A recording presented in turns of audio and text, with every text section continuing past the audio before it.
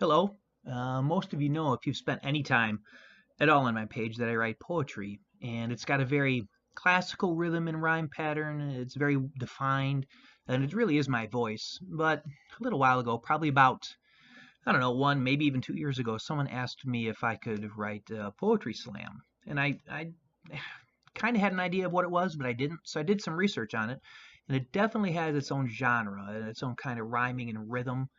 Uh, I'd never done it before and didn't know if I could, but for whatever reason, this past Saturday morning, the creative spark hit me, and I woke up, and about 8 in the morning, I decided to give it a shot. So I wrote my first poetry slam attempt called The Lonely Soul Cello, and here it is. The Lonely Soul Cello by Roberto Vici.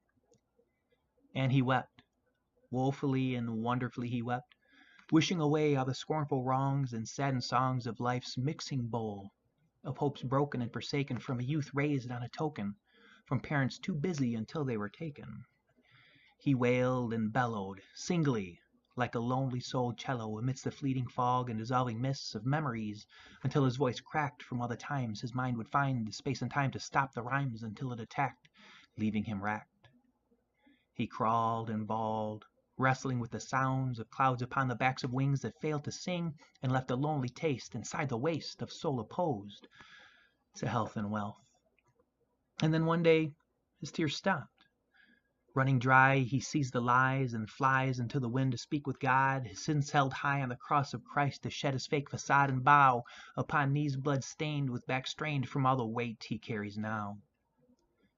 He pleads his case for grace to erase what's left of him to be made right inside the light and let him see with sight into the night past the moon and the stars too soon, too far, beyond his fears that walk so near, allowing all things to become clear.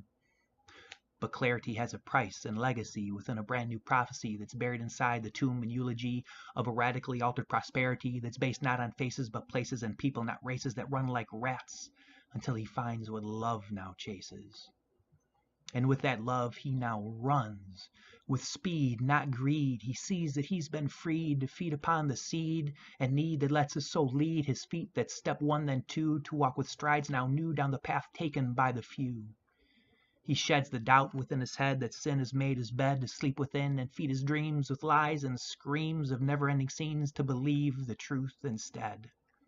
That on the cross his Christ embossed all he lost and paid the final cost to save his soul from Satan's grip inside the icy cold of an endless winter's hold until the chill of snow begins to glow and grow into a pure white light that defeats death with God's sweet breath upon a son who died and bled with thorns upon his head and shed the sting of sin to render all who hear the call to come home and let their lives begin. So his life began. And he ran to his home and sat at the table, now able to fight with light when things aren't right, equipped to stand in faith when Satan gripped his mind and tried with lies and lies to deceive. But he receives the cross of truth, the Lamb of God, the power of faith. So now, when he feels the lonely soul cello begin to call his bellow, he withstands because he believes. Thank you. That was The Lonely Soul Cello by Roberto Vici.